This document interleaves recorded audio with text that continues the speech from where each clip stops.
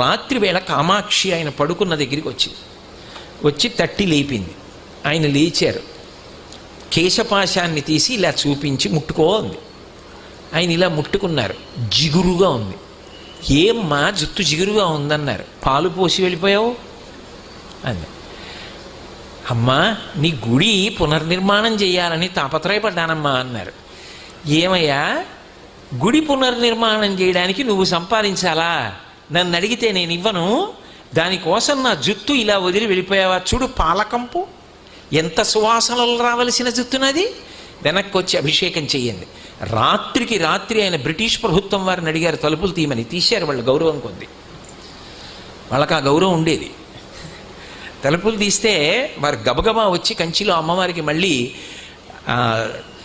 అభిషేకం పూర్తి చేశారు. ఆ తర్వాత ఎక్కడి నుంచి వచ్చిందో కాసుల వర్షం పడిపోయింది. ఆ దేవాలయం అంతా పునర్నిర్మాణం చేశారు.